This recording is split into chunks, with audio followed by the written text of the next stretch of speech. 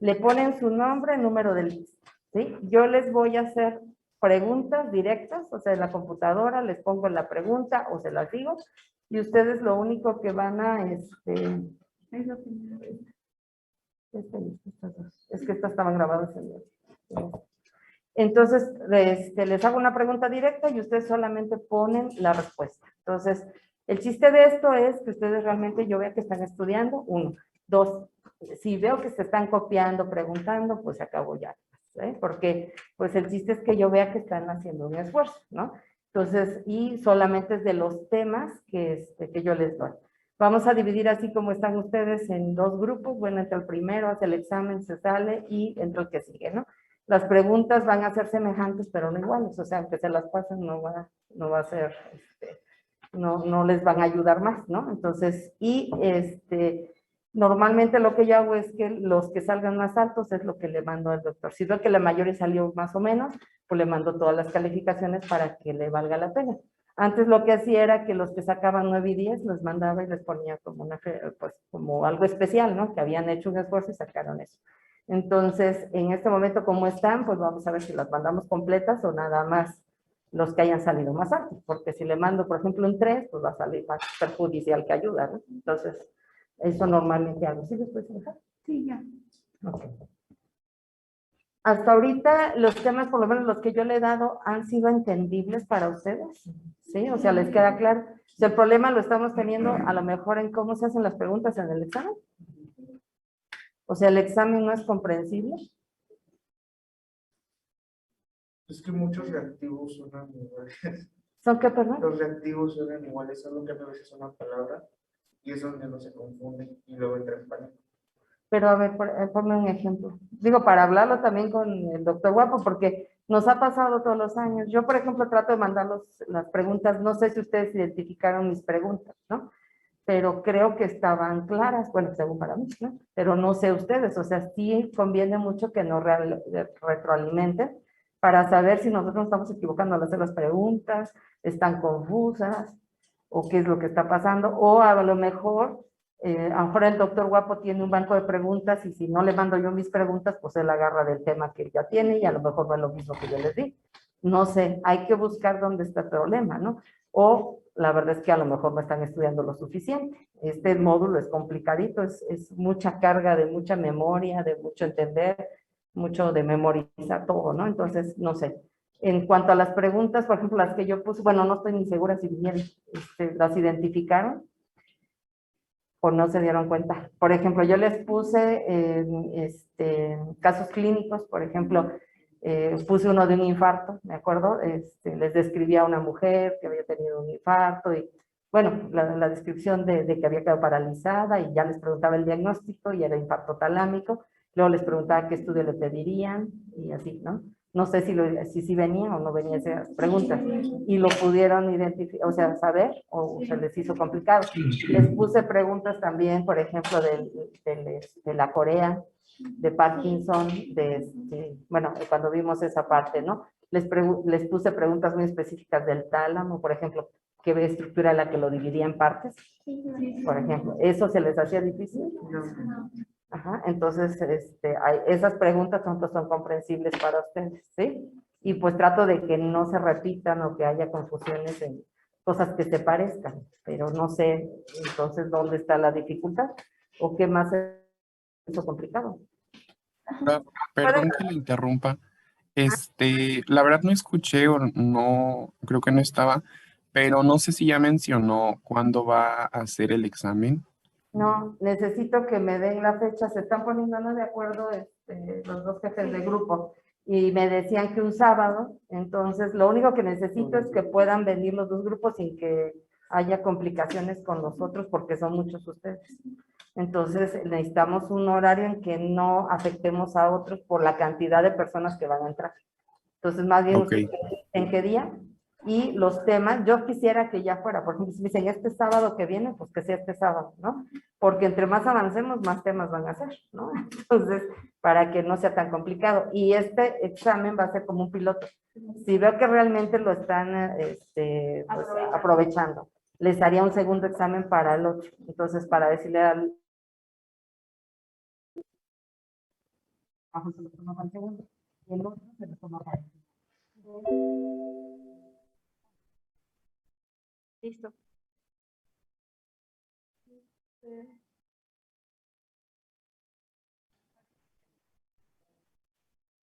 Bueno, gracias. A ver, nada más para Solo que para avance con felicitar. esto. Sí, Ok, ya. para Ok. ver. Sí. Ok, gracias. Bueno, como les decía entonces, vamos a ver hoy la clase de los nervios bajos. Se le conoce así porque, bueno, por su localización son los 4 últimos. Entonces, el 9, el 10, el 11 y el 12. Sus nombres están ahí, el 9, el nervio glosofaringio, el 10, el nervio vago, el 11, el nervio accesorio o espinal, y el 12, el nervio hipogloso, ¿ok? Entonces, ¿por qué se estudian los 4 juntos? Porque generalmente por su localización, las patologías que se presentan van a afectarlos a todos ellos y a veces se puede ir hasta un poquito hacia arriba. Generalmente las lesiones que se pueden dar tanto en el tallo cerebral como en el espacio que se llama, déjeme verlo aquí, el ángulo pontocerebeloso, es esta zona pues que une al puente con el cerebelo. Si hay, por ejemplo, un tumor en esa zona, pues no va a afectar solamente al puente. Generalmente, perdón que lo diga así, como que el tumor se va a desparramar hacia la parte inferior y nos va a afectar a estos nervios, ¿sí? Ajá, ahí está. Ok.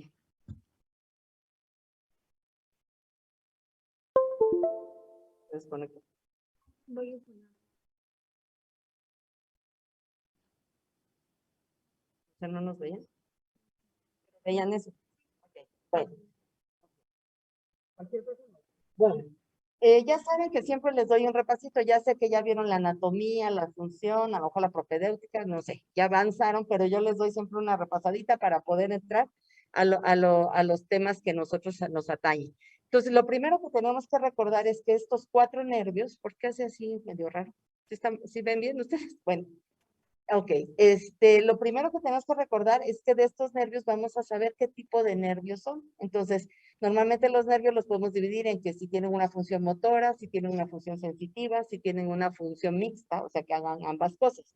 Entonces, aquí de estos 4 les puse, bueno, los 2 que son exclusivamente motores, el espinal y el hipogloso. Los que son mixtos sería el glosofaringio y el vago, ¿sí? Entonces, para que así desde ahí empecemos a saber cuáles son sus funciones. Bueno, vamos a dar un repaso rapidísimo del nervio glosofaringio, ¿ok? Es el número 9, recuerden. De esto que vamos a estudiar, ¿dónde está su origen real? O sea, ¿dónde empieza, se puede decir, el nervio, que va a ser en los núcleos que están en el tallo cerebral? Y luego, ¿dónde está su origen aparente? O sea, quiere decir, ¿dónde vemos que sale del tallo cerebral? Entonces, el origen real, en cuanto a lo que es el nervio glosofaringio, lo primero que tenemos que saber es que se va a originar principalmente de 3 núcleos, que son esos que les puse ahí encerraditos. Lo primero es el núcleo del tracto solitario y les puse entre paréntesis su función es sensitiva. Luego el núcleo salival inferior, su función es parasimpática. Eso ya nos va diciendo para qué puede servir. Y el último es el núcleo ambiguo, que es exclusivamente motor, ¿ok? Les puse ahí en medio el núcleo espinal del trigémino, porque como lo pueden ver en esta zona, pues tiene alguna rama que va a dar y que se va a unir a las fibras como tal del nervio glosofaringio, ¿no? Entonces, este esquema que les estoy poniendo, como dice ahí, estamos viendo en el bulbo. Si recuerdan la clase anterior, decíamos que nosotros podemos agarrar ese cono, que es el bulbo raquídeo, y le podemos hacer un corte, así como si le diéramos con un cuchillo, una rebanada, y entonces esta rebanada está pasando a nivel del cuarto ventrículo, aquí lo están viendo. Y a ese nivel es donde están viendo ustedes los 3 núcleos y que van a unir sus fibras y entonces por aquí va a salir a formar el nervio. Entonces, el origen real lo tenemos en el bulbo raquídeo, en esos 3 núcleos, y el aparente, pues va a ser donde sale, que se acuerdan cuando vimos la anatomía en la parte de la cara anterior del bulbo, dijimos que salía detrás de quién. ¿Alguien que se acuerde? De una estructura del olivo. Exactamente. Entonces, si nosotros nos vemos este esquema, aquí estarían las pirámides, esta sería la oliva, y entonces el nervio está saliendo por detrás. No en todos los casos, porque ya saben que el humano es diferente, va a salir exactamente en el surco. Normalmente decimos, sale en el surco, posterior a la oliva, pero a veces puede salir un poco más atrás, un poquito más adelante, pero esa es la zona de salida, ¿ok?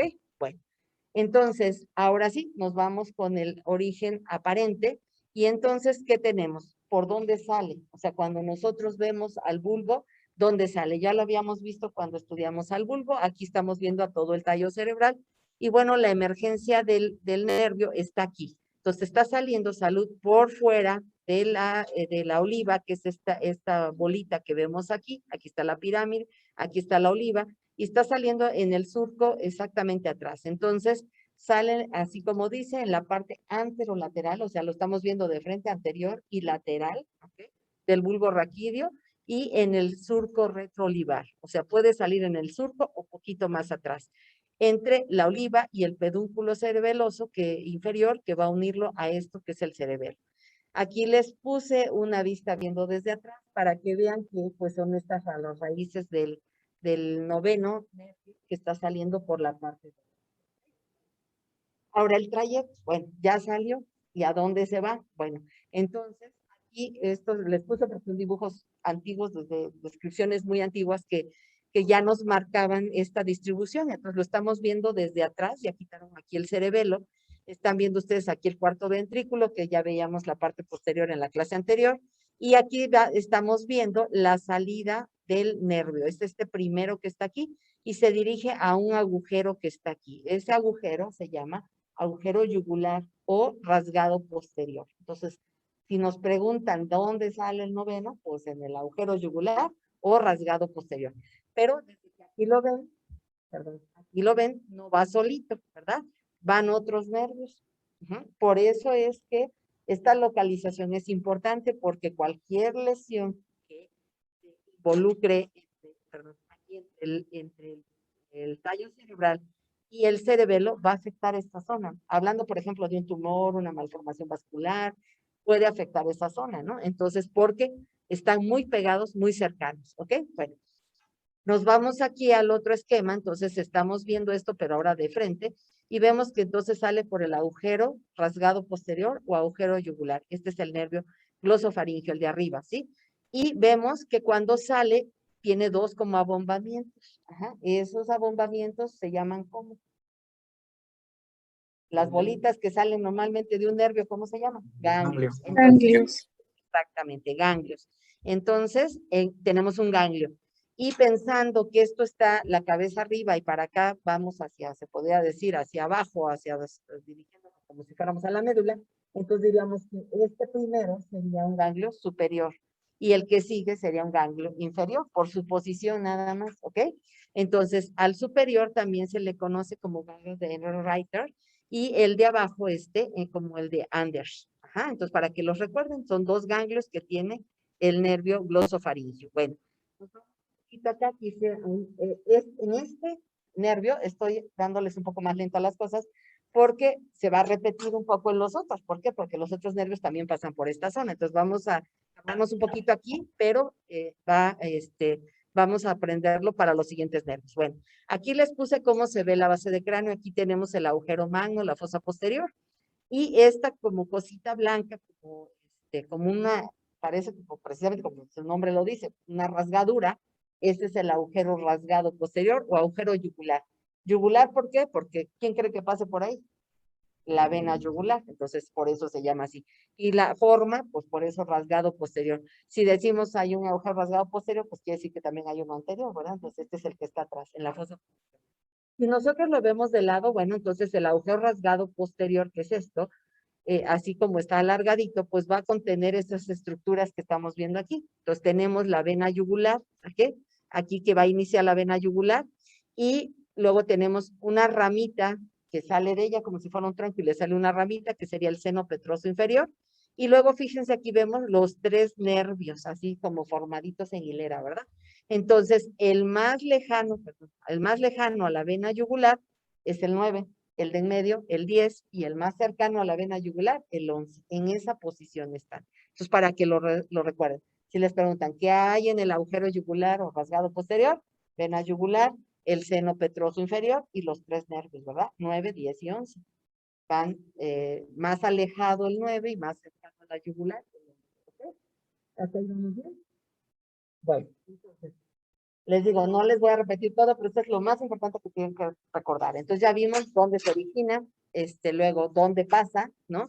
Y luego, pues sus ramas. Estas son todas, no voy a aunar por dónde pasa cada una, ya lo vieron mis compañeros, pero es recordar por lo menos esto. Bueno, desde que sale, ¿qué ramas da?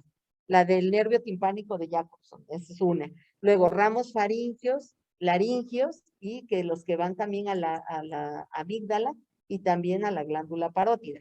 Y luego el otro es el músculo estilofaringio. ¿Por qué se llamará estilofaringio? Ya sabemos, pues. Primero es el músculo, ¿no?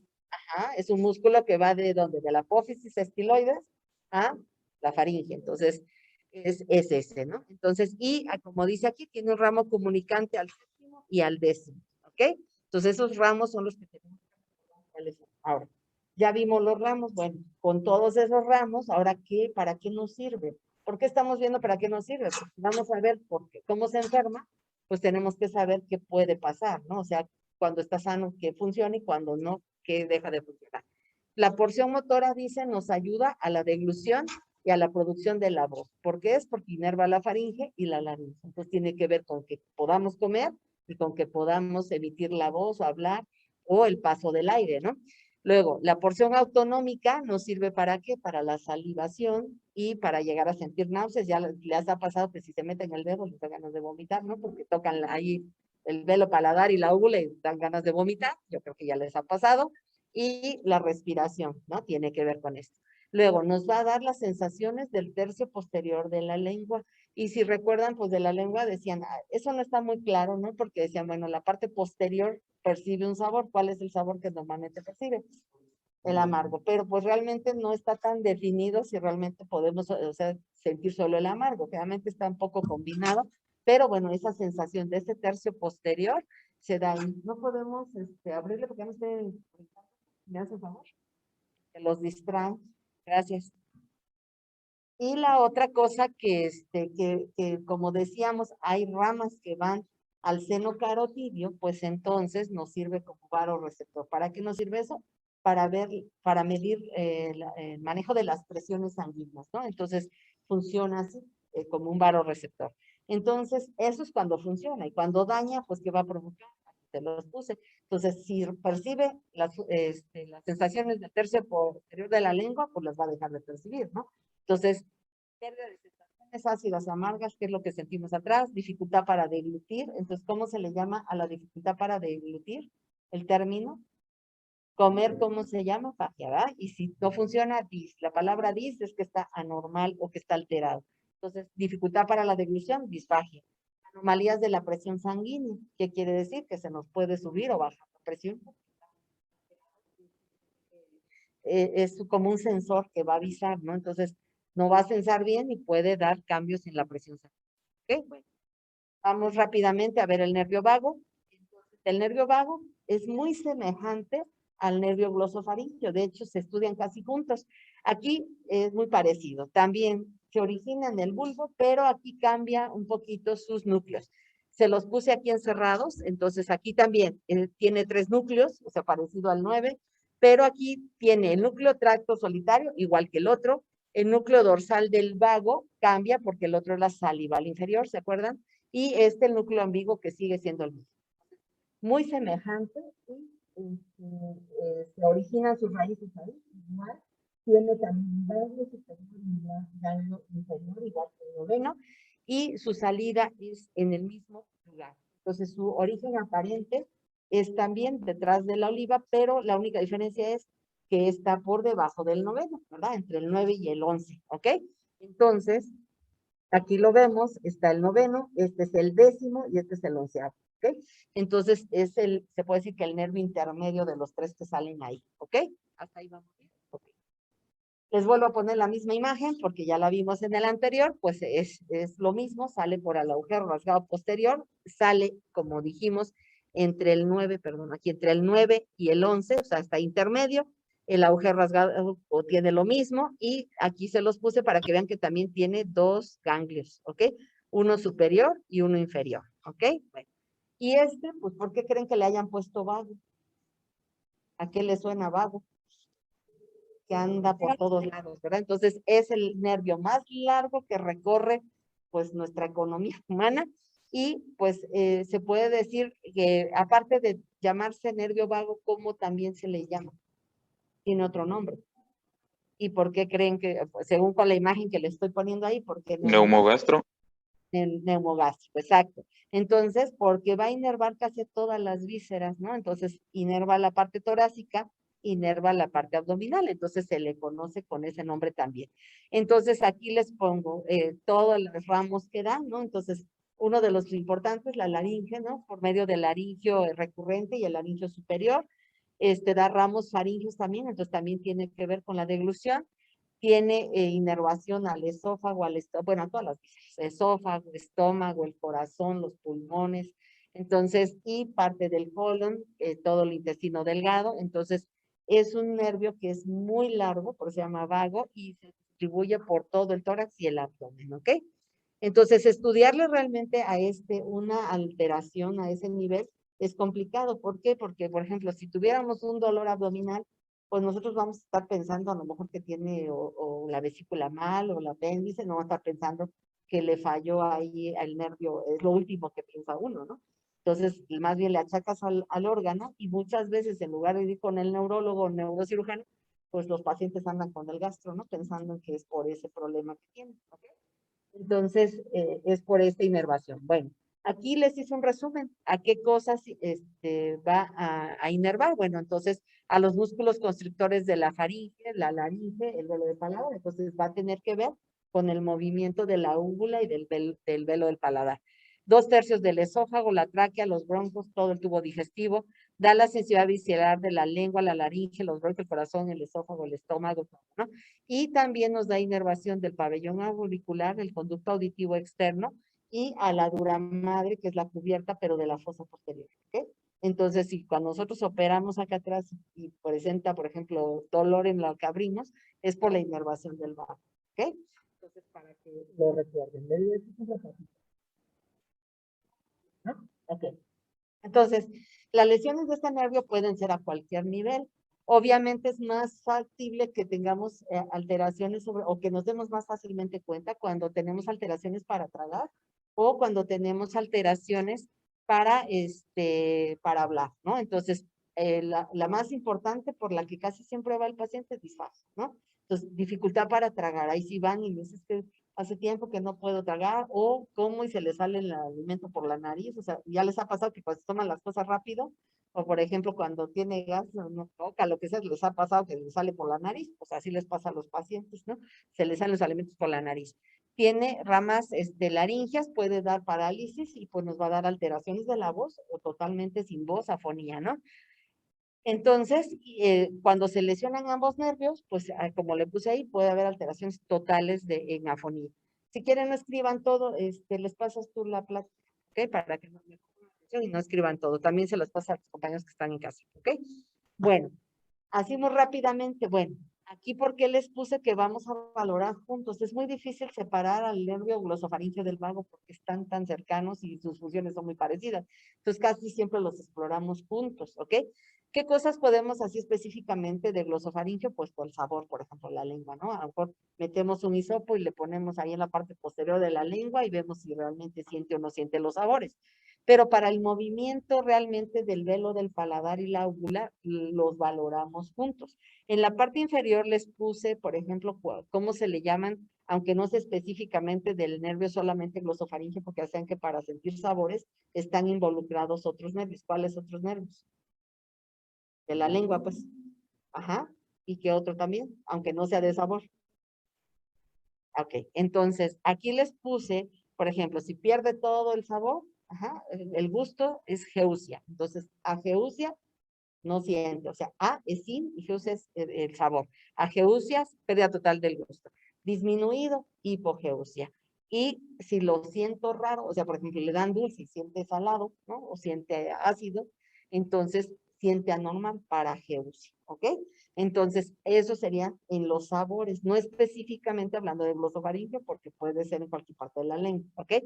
Pero pues lo puse aquí porque el tercio posterior está dado por este nervio. Bueno, Después, cuando nosotros, bueno, igual que, como les digo, cuando ustedes han metido el dedo o han chocado algo con el paladar y la úvula, pues normalmente lo primero que les da es la náusea.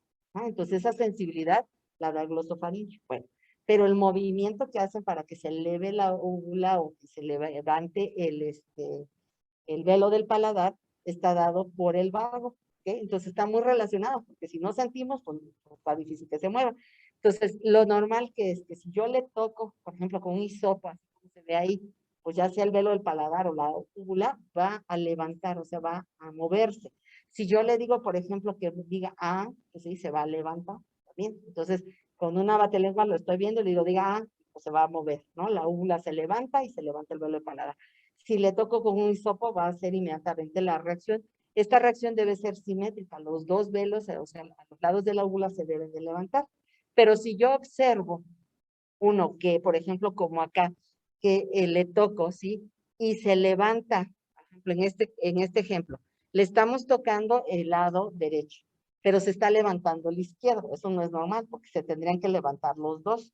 Entonces, aquí, como si se está moviendo, ¿sí? Y el paciente, la paciente o paciente, ya sea hombre o mujer, está sintiendo, entonces tengo una reacción motora de este lado, pero la de este lado no.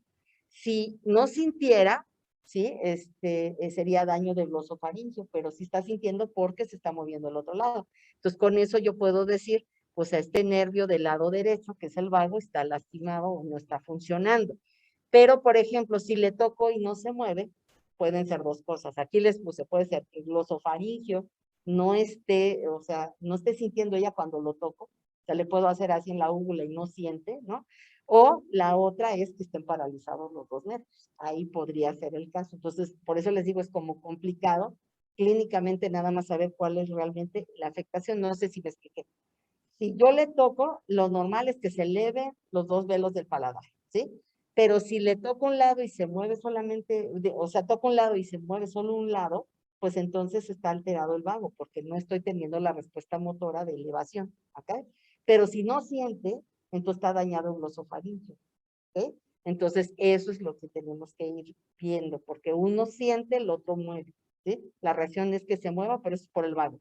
La sensación de sentir, o sea, de que moleste, como cuando le está revisando, a lo mejor el dentista les ha llegado a provocar eso de que si les toca muy atrás, usted siente ganas de vomitar, eso es por el glosofaringio. ¿Sí queda claro? Uno siente, el otro lo mueve, ¿ok? Vamos. ¿Qué otra cosa podemos ver? Bueno, la otra parte que en el vago podemos ver es que dijimos que así como da ramos faringios, también da ramos laringios. ¿Y la laringe para qué nos sirve? Primero, pues para cerrar, ¿no?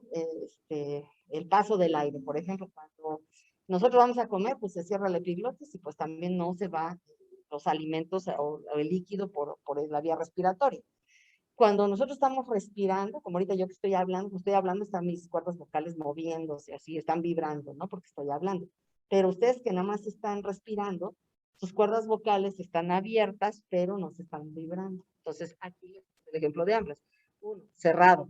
2, hablando, vibran, ajá, como una cortina, ¿sí? Que se está moviendo para la vibración, ¿sí? Para que se produzca la voz. Y cuando solamente respiramos tranquilos, porque si voy corriendo, pues se va a sofocar también y se van a mover las cuerdas vocales.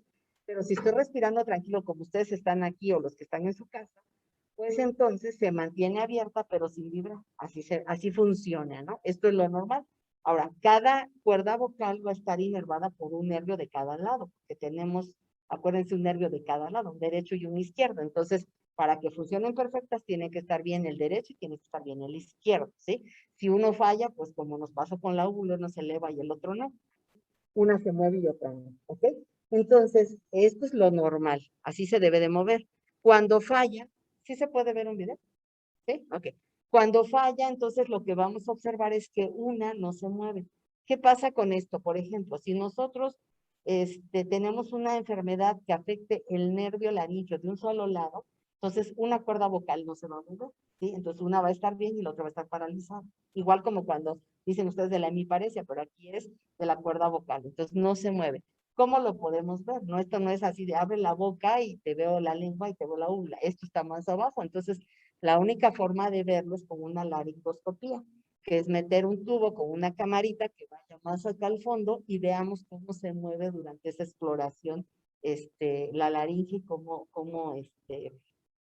se mueven las cuerdas vocales. Aquí les traje un ejemplo donde está paralizada la cuerda vocal del lado izquierdo. A ver, ojalá que se pueda ver. Entonces se van a fijar cómo una se mueve y la otra se queda parada. De un lado se mueve, que es el lado derecho, ¿sí? Sería estando de frente, el lado izquierdo se está moviendo y el derecho no. Si observan como una no se mueve. ¿Y qué pasa? Que si son dos telones, un lado no se está cerrando. ¿Cuándo pasan este tipo de alteraciones? Por ejemplo, cuando hacen cirugía. ¿Cirugía de dónde? Pues del cuello. Ajá. Entonces, por ejemplo, las personas que se someten a cirugías de tiroides, porque pues si recuerdan está ahí muy cercano el laringio, entonces si les operan la tiroides y dañan el nervio, generalmente, pues, normalmente solo un lado, les puede quedar una parálisis así. Ahora, si afectan de los dos lados, pues se queda paralizado y se queda totalmente afónico. La persona que tiene una parálisis de este tipo, como no cierra bien, entonces se le escapa el aire y la voz se oye débil. A eso le ponemos disfonía, ¿no? O sea, se oye lo que la gente dice, o se oye ronco o se oye así como, perdón, como los adolescentes con el gallo, ¿no? O sea, como que no pueden hablar correctamente. Entonces, en estos casos, bueno, lo primero es la rehabilitación, a ver si se recupera el nervio, y en casos de que no, cuando no se puede recuperar perfectamente, entonces se hacen tratamientos quirúrgicos. Uno consiste en inyectar el lado afectado con líquidos especiales que hacen como si engrosaran a la cuerda vocal para que alcance a cerrar, ¿ok? Y no haya fuga de ese líquido, ¿no? Entonces, y la otra, pues les decía, es con los ejercicios de fonación que ayudan a que pues es como cuando nosotros hacemos ejercicio y nos ponemos más chonchitos, entonces así pasa, la cuerda vocal se recupera, aunque el nervio esté lastimado, se pone más gruesa y entonces puede llegar a cubrir. Y generalmente también la cuerda vocal del otro lado tiende a engrosarse porque está haciendo más esfuerzo, entonces a ver, con eso logra ocluir, ¿ok? Bueno, ahora vamos con el otro nervio. Pues es un nervio muy sencillo, ¿no? Porque este nervio va a tener dos raíces, una raíz craneal y una raíz espinal, ¿sí? Entonces, perdón que le señale, sale la raíz craneal y la espinal, hay cuenta que de todos estos partes nerviosas dicen que va de C1 a C5, otros marcan a C4, pero normalmente lo manejamos a C5. Entonces, todas estas raícitas van, si se fijan, salen las raíces y ascienden y se van a donde creen. O sea, suben aquí para salir por dónde. Por ramen yugular. Exactamente, por el mismo agujero yugular. Dijimos que en ese pasaba el 9, 10 y 11. Entonces, aquí las dos raíces, perdón, ya se me bloqueó esto. Las dos raíces, tanto la que sale de la parte craneal aquí, como toda la espinal que se forma de todas las raícitas de C1 a C5, ascienden y se juntan las dos aquí y entonces forman el nervio espinal aquí. Y entonces, ¿qué nos va a inervar este nervio? Bueno, luego nuevamente se separan, la parte craneal se une un poco al décimo y la parte espinal se va hacia lo que es los dos músculos más importantes que mueven nuestro cuello, que es el esternocleidomastoideo, en la parte del cuello, y el trapecio. Esos dos nos ayudan para el movimiento, ¿ok? La otra parte va para las partes faríngeas, ¿ok? Entonces aquí les puse. Entonces, este nervio tiene también su núcleo ambiguo porque dijimos que este es exclusivamente motor. Entonces, este no tiene núcleos ni sensitivos, ni simpáticos, ni parasimpáticos, ni nada, sino que solamente tiene motor. Entonces, núcleo ambiguo, igual que los otros dos, pero solamente motor. Y dijimos tiene una raíz craneal y la otra espinal. La raíz craneal va a recibir fibras que vienen desde la corteza y, como dice aquí, se une a la raíz espinal y después sale por el agujero rasgado posterior o yugular y se va al nervio vago para inervar la faringe y la laringe, o sea, apoya en lo motor, en los movimientos, ¿ok? Y en cambio, la parte espinal, ya dijimos, se forma de C1 a C5, asciende, llega y se une con la raíz craneal, sale por el agujero rasgado posterior, yugular, y nos va a dar la inervación del músculo esternocleidomastoideo y trapecio. Entonces, si les dicen, ¿qué inerva el nervio espinal? pues faringe, laringe y los dos músculos del cuello, esternocleidomastoideo y trapecio. Bueno, aquí es hablar de lo mismo, entonces a lo que ayuda este nervio es también para ayudar a la deglución, ¿sí? Y a la fonación por la laringe, y da el movimiento del cuello, para poder voltear de un lado al otro. Ustedes ya lo han sentido cuando les falle que tienen tortícolis o por estar copiando se quedan del otro lado, entonces después ya no pueden voltear el cuello, ¿ok? Entonces, ¿cómo vamos a explorar este nervio? Pues buscando eso. Uno, pues es desde que llega el paciente, cómo habla, ¿no? Si está ronquito, si habla raro, entonces ahí nos damos cuenta de que a lo mejor tengo una alteración de la laringe. Y al preguntarle nos va a decir, pues tengo dificultad para tragar, de repente se me van los alimentos o no los puedo pasar, o siento sensación de ahogo, ¿no? Y cuando lo vemos, lo destapamos como está aquí, pues a veces puede tener asimetría, como estamos viendo en este caso, porque si no está bien inervado esos músculos, un lado está fuerte y el otro está disminuido, parético, entonces se nota asimétrico, ¿no? Entonces, aquí lo estamos viendo, que puede haber asimetría por un lado bien fuerte y el otro con el hombro caído, ¿ok?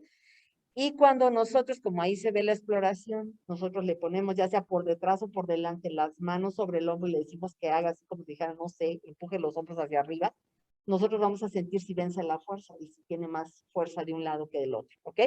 Luego, para explorar el esternocleidomastoideo, pues le vamos a decir que haga movimientos laterales y vamos a sentir si un lado está más rígido o más blandito o cómo está, así como se está viendo ahí la exploración. Esas son las formas de explorar el onceavo, ¿ok? Bueno, ahora nos vamos con el último, el hipogloso, ¿ok? Bueno, ese, como su nombre lo dice, es un nervio que va debajo de ¿quién? De la lengua. Entonces, y dijimos que es solo motor, entonces, ¿para qué nos servirá? Para mover la lengua. O sea, si solo va la lengua, no va a mover otra cosa, solo mueve la lengua, ¿ok? Entonces, aquí vemos su recorrido, es, como dijimos, también exclusivamente motor, ¿sí? Entonces, y se va a inervar a casi todos los músculos de la lengua, ¿ok? Bueno, aquí está. Recibe fibras corticonucleares bilaterales, fíjense en eso, porque eso es importante para la exploración, ¿sí? Pero también da la inervación del geniogloso contralateral, ¿sí? Entonces, eso es importante para saber cómo se... Y va a los músculos de la lengua, ¿ok? Bueno, dice, es un nervio exclusivamente motor, realiza el movimiento de todos los músculos excepto el palatogloso, ¿ok? Ayuda a los movimientos de la lengua para hablar, para comer y para deglutir, o sea, para mover toda la lengua, ¿ok? Bueno, ¿cómo exploramos esto? Bueno, pues de primero, como les dije, desde que están platicando con su paciente, pues cómo hablan, porque si la lengua no se mueve bien, pues va a hablar raro, ¿ok? Entonces de ahí lo van a notar ustedes. Después, ¿qué le vamos a decir? Que saquen la lengua. Si yo les digo, saquen la lengua, ¿cómo debe de moverse la lengua? O sea, ¿cómo debe de salir? Yo le digo, a ver, saca la lengua derecha, ¿ok? Con la misma fuerza y debe irse recto, ¿ok? Si se mueve para un lado sin que yo se los pida, o sea, sin que le diga, a ver, mueva la lengua para la derecha, mueva la lengua para la izquierda, pues ahí ya es diferente. Pero del momento que le digo, saque la lengua y saque la recta, debe salir la punta así normal, ¿sí? Cuando nosotros observamos que la lengua se va para un lado, sin que nosotros se lo pidamos, ¿sí? Como está ahí, pues quiere decir que uno de los músculos está siendo, como está el dibujo ahí, uno está más grueso y otro está más delgado. Aquí les voy a explicar, ¿ok? Seguimos. Podemos tener dos tipos de lesiones, una lesión superior y una lesión inferior. ¿Aquí a qué se refiere? Una que sea de origen central y otra periférica. Entonces, aquí se refiere al origen real y aparente, ¿no? Si el daño está en el nervio periférico, o sea, después de que ya salió del tallo cerebral del bulbo, pues eso es una lesión inferior o lesión periférica. Si el daño está ya sea desde la corteza hasta el tallo, ¿sí? Entonces una lesión superior. Dijimos que normalmente el nervio recibe fibras de los dos lados, o sea, tiene inervación bilateral, pero que también un músculo que es el geniogloso, nada más es de un solo lado, o sea, del lado, pero lado contrario. Entonces, por ejemplo, si nosotros tenemos una lesión, ¿sí? De la parte superior, ¿sí? Entonces, como dijimos que es contralateral, el daño se va a manifestar al otro lado. ¿Por qué? Porque, por ejemplo, como aquí está, de este lado tengo, déjenme enseñarle para los compañeros que están allá, Si nosotros tenemos aquí el daño, por ejemplo, en una lesión superior, el geniogloso de este lado está bueno y este está dañado. Ajá. Entonces, este sí funciona. Pasa, voy a regresar tantito como aquí. Este está bueno y este está malo. Este tiene fuerza y este no, ¿sí? Entonces, cuando este se active, va a girar la lengua para el otro lado. ¿Por qué? Porque tiene más fuerza. Entonces, se va al otro lado. En cambio, si la lesión es periférica, ¿cómo las voy a diferenciar? También se va a desviar la lengua, pero aquí en el otro, en el de la lesión superior, generalmente nada más se desvía la lengua, ¿sí? Pero la cuestión aquí es que en la lesión del nervio periférico, generalmente se acompaña así como cuando tenemos la de la neurona superior e inferior en el sistema motor de nuestras extremidades. El lado que está afectado va a presentar fasciculaciones. Fasciculaciones, yo creo que también lo han sentido, son contracciones involuntarias. O sea, como cuando ustedes hicieron mucho esfuerzo, como cargaron una cubeta, luego les queda como contrayendo sin querer. Si les ha pasado que sienten como contracciones en su músculo por el cansancio.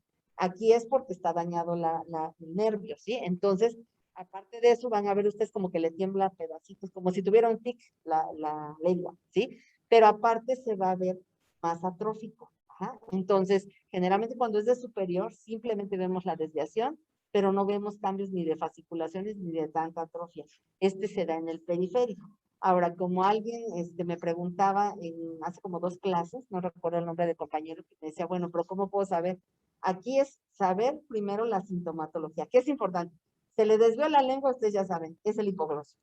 Ya después, con los estudios de diagnóstico, vamos a identificar bien si la lesión es superior o inferior, porque a veces clínicamente es difícil. Lo mismo que decíamos, por ejemplo, del velo del paladar. Si ustedes ven alteración del velo del paladar, ustedes dicen, tiene alterado 9 y 10, ¿no? Ya después vemos si realmente es 10º o 90, ¿sí? Pero es también con un poco de el apoyo diagnóstico, porque lo demás es como estarle adivinando, ¿ok?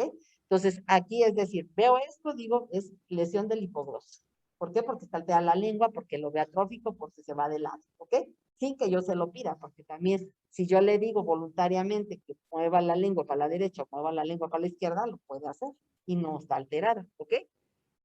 Bueno, ahora sí empezamos. Ya sé que ya se me están cansando. Vamos con el caso clínico, ¿ok? Entonces, que eso es lo que así me atañe, pero tenía que hacer esto para que me puedan entender eso y dar un poco de repaso. Bueno, el caso clínico dice, edad de la señora, 60 años, ajá. Ella presentó dolor de cabeza de 6 meses de evolución, o sea, 6 meses antes ya empezaba con dolor de cabeza. En los últimos 2 meses ha presentado 5 episodios de un dolor agudo con sensación quemante o ardorosa en el tercio posterior de la lengua, ¿sí? En la faringe y en el oído. Ahí ya vayan pensando de los nervios que dijimos, ¿cuál puede ser? Se desencadena por la masticación, el bostezo, el estornudo y al tragar, ¿ok?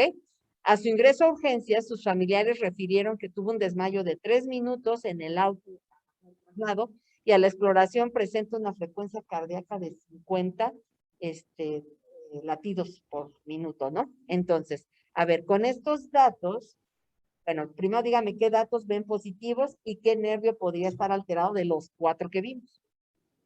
Yo creo que el glosofaríngeo, ¿Okay? ¿Por qué? porque, bueno, dice que tiene una sensación quemante o ardorosa en el tercio posterior de la lengua, también en la faringe, y bueno, el oído no sé si tenga que ver. Y bueno, también dice que tiene problemas con la masticación y así, entonces supongo que por eso es el glosofaríngeo. Ok. A ver, ahí donde me dijeron el oído, no sé qué tenga que ver, ¿por qué sí tendría que ver? A ver, ahorita no hablen los que están en casa, a ver, tú dime. Bueno, eso es lo último. ¿Y el oído qué me dice por qué? ¿Eh? No te escucho. No, ¿por qué? Dijimos que el glosofaringeo también inervaba a quién, acuérdense. ¿No era el nervio timpánico de Jacobson? Pero aparte también el conducto auditivo externo, ¿ok? Entonces está relacionado, entonces todos tienen razón. Y lo que decía su compañero aquí, perdón, ¿cómo te llamas? Jorge, dice, la frecuencia cardíaca pues está alterando, digo, aquí es frecuencia cardíaca, pero también podría ser la presión, ¿verdad? ¿Por qué dijimos? Porque ayuda como varoreceptor. Entonces, aquí ya lo platicaron, los síntomas y datos principales de la historia, ya me los dijeron. ¿Cuál sería el diagnóstico con esto? ¿Qué piensan que le está pasando? Puede ser neuralgia del glosofaringio. Exacto. ¿Por qué pensarías neuralgia? No sé dónde se ve quién habla, o dime tu nombre. Soy Diana. ¿Liliana? Ah, Diana, Diana. A ver, Diana, ¿por qué dices neuralgia? por el dolor que se desencadena la masticación. Exacto. Entonces, neuralgia lo que dice es que le está doliendo un nervio. Entonces, neuralgia del glosofaringio es un dolor del nervio glosofaringio. Entonces, está correcto. ¿Qué estudio de imagen le solicitarían? O sea, con esto, digo, cualquier persona puede llegar a tener una neuralgia, igual que la del trigémino. O sea, puede tener dolor, pero ustedes como médicos dirían, bueno, pues sí, ya tiene dolor, le doy algo para el dolor y me quedo tranquilo, o pensaría que pueda llegar a tener algo. O sea, hay que descartarlo. O sea, puede ser que solamente esté lastimado el nervio, o sea, que por ejemplo tenga diabetes y sea por eso, o que haya tenido una infección viral. O sea, puede ser que no haya una causa estructural, pero siempre tenemos que descartar que no haya una causa estructural. ¿Qué quiere decir? Que no tenga un tumor, que tenga una malformación, que no tenga un infarto, que tenga algo que le esté ocasionando eso.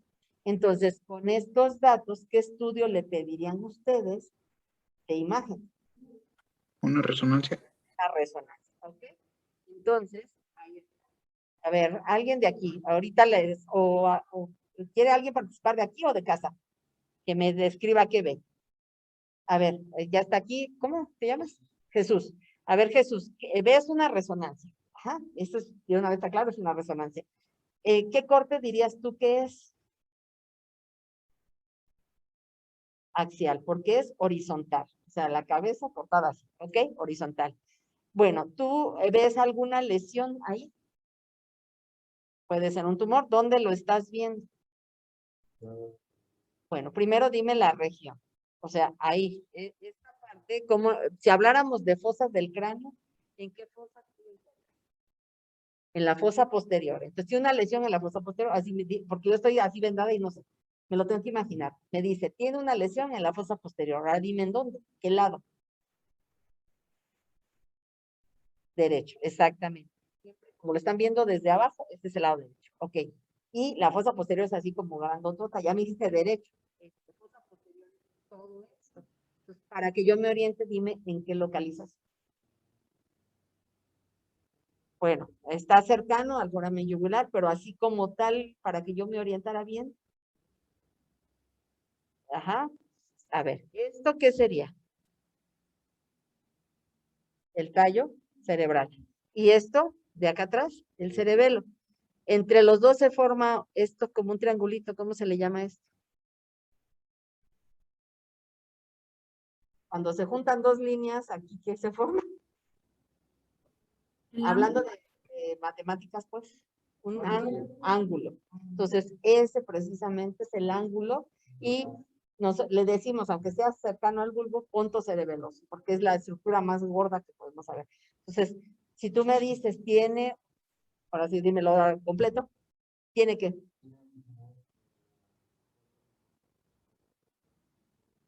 ¿Ah? ¿Ok? Podía ser. Ajá. Entonces, pero tú mismo me dijiste, está entrando ¿a dónde? ¿A qué estructura dijiste que estaba entrando? Al foramen yugular. Entonces, de los schwannomas, el más frecuente, ¿cuál es? O sea, el nervio que más, bueno, dos de los que más puede salir, que normalmente lo vemos en el ángulo punto cerebroso, es el quinto y el séptimo. Rarísimo que me salga un schwannoma de quién estamos hablando, si es el estudio de la señora, que nomás presenta síntomas de glosofaringio. Entonces, este sí, tienes razón, es un schwannoma, pero del nervio glosofaringio. Rarísimos, ajá, pero es eso, ¿ok? Entonces, la descripción adecuada es, pues estamos viendo un corte axial de una resonancia magnética con gadolinio, porque ¿de qué color veo la bola? Todo blanco. Y le alcanzo a ver vasitos, o puedo decir contrastado o con gadolinio, o frecuencia con gadolinio. Aquí les estoy mostrando solamente ya con gadolinio, ¿sí? Es un T1 con gadolinio, en donde se observa una lesión. Todavía no puedo decir un tumor. No sé si es tumor o no hasta que lo saquemos, ¿verdad? Probable, ¿no? Entonces, una lesión en el ángulo pontocerebeloso con cercanía al agujero yugular o rasgado posterior, y pues ya tomo las medidas de aproximadamente así, digo, de 3 centímetros, ¿no? Que comprime al tallo cerebral y desplaza el hemisferio cerebeloso derecho en su parte anterior, ¿no? Porque pues ¿sí? Ahí no veo que haya edema. Si tuviera edema, pues iría con edema perilesional, pero no lo veo. Y con un poquito de colapso de quién aquí, del cuarto ventrículo. Eso sería lo. Bueno, entonces, como lo dijeron ustedes, neuralgia del glosofaringio, la etiología puede ser idiopática, ya saben, eso le decimos cuando no sabemos qué, ¿no? No es porque uno no sé, o sea, ¿no? Sino que no sabemos la causa. Puede ser por aneurismas, ¿sí? Hay vasos sanguíneos ahí que le dan la irrigación al cerebelo y que si pues se hace una bola también, pues va a comprimir igual. Puede ser por un trauma y que tenga que ver con que el nervio se rompió, si se fracturó la zona donde está el agujero, que haya tumores como este caso, que tenga infecciones, ¿no? Y el diagnóstico, ¿cómo lo vamos a hacer? Primero con historia clínica, dependiendo de la causa, le puedo hacer tomografía o resonancia, angioresonancia o angiografía, dependiendo de la causa, ¿ok? Bueno, ahora, ¿el tratamiento cuál es? Bueno, en una neuralgia en general estamos hablando, no específicamente de este caso, pues es controlar el dolor, ¿sí? O sea, que no le duela tanto. Entonces, ahí se usan múltiples medicamentos para controlar. Pueden ser analgésicos comunes o neurolépticos, ¿qué quiere decir? Cosas que disminuyan la irritabilidad del nervio, ¿no? La otra es el tratamiento por medio de cirugía. Puede ser tratamiento de la causa, como en este caso, que decíamos que tenía un schwannoma del noveno nervio, pues entonces hay que quitárselo, tratar así como de limpiarlo. Esto es así como querer sacar un chicle de los cabellos, ¿no? Entonces con cuidadito, tratar de que el pelito se conserve. Aquí les puse una foto donde estamos viendo precisamente el schwannoma. Un nervio normal, este es el quinto, se ve así. Aquí vean, pues no se ve, parece como si tuviera una envoltura de grasa, ¿no? En el nervio. Entonces, esto, bajo visión microscópica, aquí no, así como dicen, pelando de a poquito para tratar de liberar al nervio, ¿sí? Bueno, entonces, eso es el tratamiento de la causa.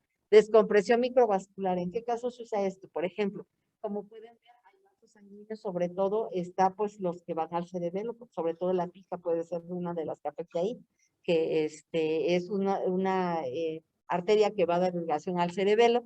Entonces, cuando esa hace rizos o tiene malformaciones vasculares, dilataciones, puede comprimir al nervio. Entonces, eso lo tenemos que ir a separar. Y generalmente lo que se pone es un teflón. Teflón es así como el que usan para los trastes, para que no se peguen la comida. Es como un plastiquito que ponemos intermedio entre el vaso y el nervio para que no esté ahí chocando, ¿no? Que haya una separación como si fuera una pared, ¿ok? Y la otra, cuando de plano no se puede, pues lo que queda, pues hacer risotomía. Eso no es otra cosa más que cortar al nervio. Entonces, lo que va a provocar es una anestesia, ¿sí? Pero pues a veces es mejor anestesia que dolor, ¿sí? Esto pasa como cuando ustedes les ponen anestesia a los dentistas y que quedan con las sensaciones así como gordo del maxilar, ¿no? Y que se tocan y está dormido. Esa es la sensación que va a sentir un paciente cuando le hacemos risotomía. Entonces, pero de eso, a que tenga un dolor intenso, pues mejor anestesia, ¿ok? Pero ese es el último recurso, ¿ok? Bueno, vamos a ver otro caso rápidamente. Esta es una mujer de 60 años que presenta un aumento de volumen cervical es cuello, ya saben, aquí, ¿sí? Entonces, en esta zona ha sido de un crecimiento progresivo. Tiene dificultad, ella dice, me cuesta trabajo tragar los alimentos, y aclaro, no es por la bola, porque la bola está externa, o sea, ella siente la dificultad aquí, no en los lados, ¿sí? Tiene disfonía y tiene vértigo, o sea, le da mareo importante, y escucha menos de un lado, del lado afectado. Entonces, con eso, ¿ustedes qué se imaginan que pueda tener? A ver, ahora sí, alguien de los que están en casa, que no sea el mismo, ¿y no se escuchan o ya se durmieron? Sí, sí la escuchamos. Ok. ¿Qué piensan que pueda tener con eso? Así como se ve en la imagen. ¿Sí ven la imagen bien ahí? O sea, ustedes ven eso, ¿qué le dicen? Ay, tú tienes que. O sea, ¿qué pensarían que tiene? Tiene una bola, dice, ¿no? Pero ¿qué podrían pensar así? Nada más de verla, ¿qué piensan que tiene? Tiene una infección, tiene un tumor, tiene, no sé, ¿qué se les ocurre? Un tumor, ok. Sí, puede ser un tumor, o sea, una bola, ¿no? Ahora, ¿ese tumor de qué se imaginan que pudiera ser? Un lipoma. Eso, puede ser un lipoma, que otro que puedan pensar. O sea, puede ser de grasa. ¿De qué otra cosa pudiera ser? Cosas que están en el cuello. De grasa. ¿Qué podría otra cosa ser? Exacto, algo, sí, por ejemplo, en pacientes que tienen como el linfoma de Hodgkin puede crecer algo así tan grande. Ok, ¿qué otra cosa puede ser? Ya me dijeron grasa, ya me dijeron algo linfático, ¿qué más? ¿Qué otra cosa pasa por ahí? A ver, tóquense. Puede ser algo, pero si fuera de vena, ¿qué pensarías que sea? O sea, ¿será una dilatación como las varices de las señoras? ¿Así de grandota? ¿O será un tumor de vasos? Podría ser un tumor de vasos. Entonces, con eso, ¿qué tendríamos que hacer para saber? A ver, pero es que dijeron lipoma, dijeron, ¿qué le harían? Una resonancia para saber qué estructura es. Bueno, ahí está la resonancia. A ver, ahora quién me dice, bueno, ahí dice ya, pero bueno. Lo importante que es, dijeron ustedes, ¿qué pasa por ahí? La vena yugular y los nervios. Entonces, ya vimos uno de un nervio, un tumor de un nervio, o sea que es un schwannoma, ¿sí? Que es la cubierta del nervio. Ahora estamos viendo un globus yugular. Entonces, ¿esto qué son? Son tumores, como dice ahí, la base del cráneo. ¿Por qué? Porque dijimos que cuando les enseñé el corte, pues es en el agujero, por ahí pasa la yugular. Y estos pueden producir, acuérdense que tenemos algo así como se llama, es como, igual como el seno carotidio, pero lo tenemos en la vena y producen catecolaminas. Entonces, si eso crece, que son células que están ahí al lado de la vena, que se conoce así como glómicas, pues, pueden producir catecolaminas. ¿Qué quiere decir? Que puede tener alteraciones, pues, está produciendo como tipo adrenalina y noradrenalina. Entonces, como si anduviera así acelerada la persona, ¿no? Y se originan del bulbo de la vena yugular, por su localización pueden invadir al foramen yugular. Entonces, ahí, ¿qué nervios creen ustedes que con esto que tiene enorme? Porque de esto lo de adentro, falta lo que tenía el cuello afuera, ¿va? Lo que vean ustedes, esto es lo de adentro. Entonces, ¿qué nervios creen que estén alterados aquí? Pues yo creo que del quinto para abajo, ¿no? Porque pues se va muy arriba, ¿no? Entonces, aquí se los puse. Este tipo de lesiones pueden afectar todo esto. Aquí como está, si algo crece aquí como simplemente con que se dilatara la vena, va a empujar a los tres nervios y los va así como si los apachurrara, ¿no? Aquí se los puse. Entonces, esta lesión está creciendo precisamente de las paredes de la vena. Entonces, si se dilata de esta forma, pues ya, perdón que lo diga así, ya desgració a todos los nervios que están en esa zona, ¿ok? Y puede también a los de arriba por invasión superior, ¿no? Entonces, por eso les decía, se conoce así estas lesiones, nervios bajos. Bueno, vamos con el último caso. Niña de 7 años que sufre un accidente automovilístico, presenta somnolencia, dolor de cabeza intenso, dificultad para abrir los párpados, ahí la pueden ver, o sea, está todo hinchado, pues cómo abre, y viene los ojos de mapache que le decimos, moretones que se le dicen equimosis, así para que se oiga fino, en vez de moretones, equimosis palpebral, ¿no? ¿Qué creen que le haya pasado? Fractura de la base del cráneo. Traumatismo craneoencefálico. ¿Ok? ¿Y qué pudo haber pasado para que se le ponga, o sea, los ojos así de mapache? Fractura ¿Alguien dijo? ¿Qué dijo? ¿Alguien la última que habló? Una fractura, ¿sí? Entonces, normalmente cuando ustedes vean, perdón, así los ojos de mapache, es porque se alteró una zona que se llama seno cavernoso. ¿Se acuerdan que por ahí pasan los nervios que van precisamente para los ojos? Y es una parte venosa. Entonces, si nosotros tenemos una fractura de la base del cráneo, ese seno cavernoso está al lado de la silla torácica. Si se fractura zonas cercanas, la sangre que está del cráneo se va hacia los ojos, ¿ok? Y entonces, cuando nosotros vemos lesiones así de ojos de mapache, así le decimos nosotros, hay que pensar siempre que el cráneo se rompió. ¿Pero se rompió cuál? Principalmente la base del cráneo, ¿ok? Aquí se los pongo. Bueno, está así chueca porque la niña, pues a ver que se deja hacer la tomografía con el dolor de cabeza, ¿no? Entonces está chueca, no está derecha y pueden ver. Bueno, aquí de este lado está chueca, se ve un ojo, el otro lado se ve menos, pero fíjense la fractura. Vean, aquí va una fractura, ¿sí? Atraviesa, es como si, perdón, como cuando se les cae una olla y se raja todo, ¿sí? Entonces se rompió adelante, está roto acá atrás, está roto aquí, entonces tiene múltiples rupturas de la base del cráneo, ¿no? Entonces, esta puede afectar pues todos los nervios que pasan por los agujeritos, ¿no? Entonces, los más importantes pues es la parte posterior, que pueden romperse, pero también puede afectarse los oculomotores por su ruptura aquí a nivel del seno cavernoso. Entonces, estos son ejemplos para que ustedes vean cómo se pueden afectar todos esos nervios, ¿no? ¿Alguna duda de lo que vimos? Yo sé que fue así como un repaso rápido, pero para que lo tengan un poquito más claro, espero que haya sido de ayuda. ¿Alguna duda aquí o allá en casa? ¿O estamos claros? Doctora, yo tengo una, pero respecto a la anatomía del primer nervio que vimos, del glosofaringeo. Y es que, sí, yo vi que, bueno, leí en el libro de los nervios. Ya no lo oigo. Ay, ¿ya me escucha? Ahí te oigo. Ok.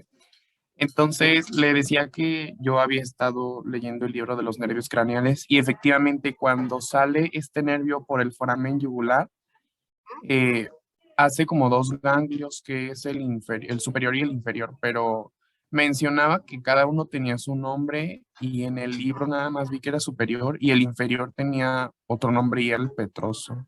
Ehrenreiter y el Anders. Ajá, pero en el libro yo vi que era superior y el inferior también se llamaba petroso. Entonces como que ya me confundí, pues. No, o sea, sí, es uno, se los explicaba que por su distribución o su altura en su emergencia, uno es superior y otro inferior. Cuando fueron descritos, pues normalmente se les pone el nombre de quien los vio primero, ¿no?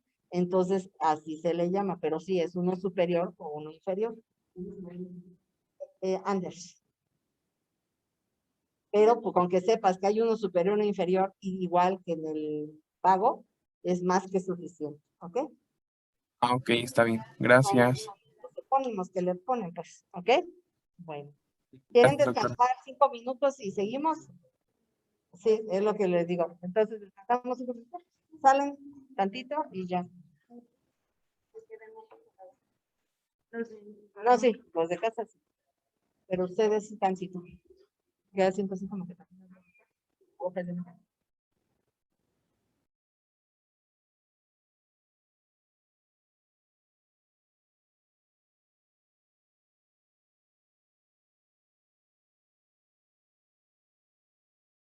No avanza. ¿Está bien? Espera, entonces.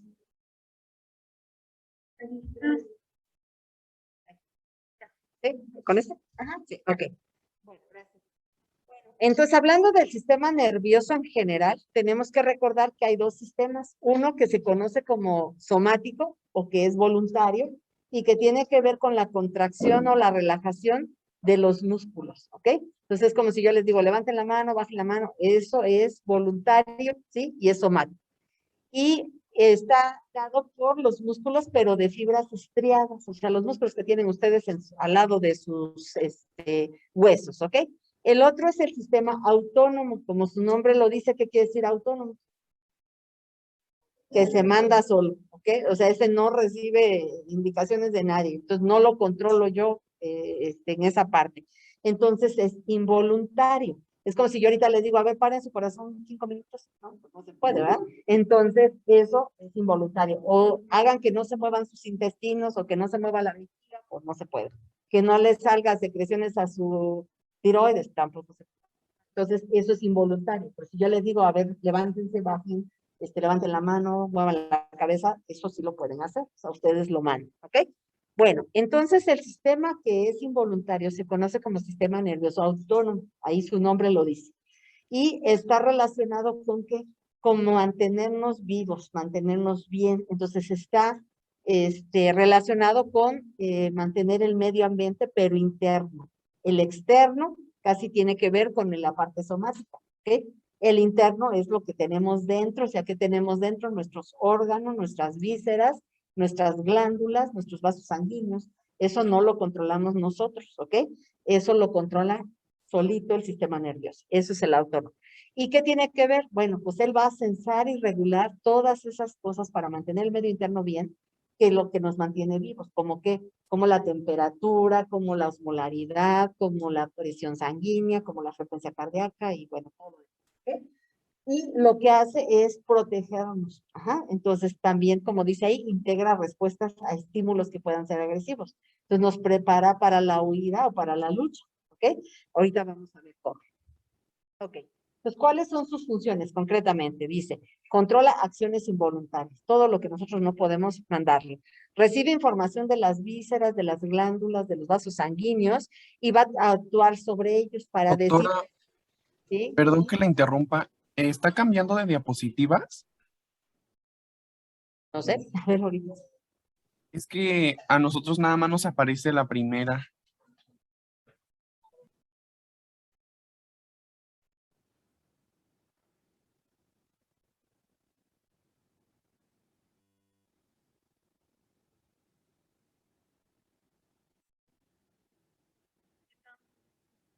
Es mantener bien nuestro medio interno, ¿ok? ¿Eso por qué se lleva? Pues por medio del control de todas las funciones internas como son la temperatura, la presión, la osmolaridad, la presión sanguínea, la frecuencia cardíaca. Y que nos prepara también para la defensa, para huir o para luchar, ¿ok? Bueno, las funciones, como les decía entonces, en concreto son estas, acciones involuntarias, controla por medio de sensaciones que llegan de las vísceras, de las glándulas y de los vasos sanguíneos, llegan a un centro en el sistema nervioso, se toma una decisión, y dice, le falta, le sobra, y manda la señal para que se haga la cosa contraria, ¿ok? Entonces es como si tuviera un sensor, dice, nos sobra agua, pues entonces hay que tirarla. Nos sobra sal, hay que tirarla. Falta esto, pues lo pone. Entonces avisa, ¿ok? Para que las cosas vayan adecuadas. Y está relacionado con las funciones vegetativas, o sea, las que nos mantienen vivos y que no controlamos, como la respiración, como la cosa de la digestión, la circulación de la sangre y toda la excreción de las glándulas a todo nivel de nuestro cuerpo. ¿Ok? Bueno, ¿cómo funciona esto? Si recuerdan ustedes el sistema nervioso voluntario, ¿sí? O el somático, pues decíamos que tenía dos neuronas, una motora superior, una neurona motora inferior. Así funciona para el músculo estriado, ¿no? Aquí también va a ser un esquema o un modelo igual de dos neuronas, pero aquí no es motora superior e inferior, sino aquí van a ser preganglionar y postganglionar. Como su nombre lo dice, una antes del ganglio y otra después del ganglio. O sea, eso es lo que... Entonces, aquí les puse un esquemita, ahorita lo vamos a explicar en otros. Bueno, lo primero es saber que la primera neurona siempre se va a originar en el sistema nervioso central, ¿sí? Entonces, ¿qué quiere decir? Que van a ser, o ya sea en la parte del cerebro, o en la médula espinal, no están en la parte periférica. La primera neurona nace en el sistema nervioso central. Ahí está la neurona preganglionar y tenemos dos sistemas. El sistema autónomo se va a dividir en dos sistemas. Un sistema que se llama simpático, y no porque sea gracioso, y otro que se llama parasimpático. ¿Ok? Entonces, sus nombres pareciera que dijera, uno va a hacer algo y el otro lo va a parar.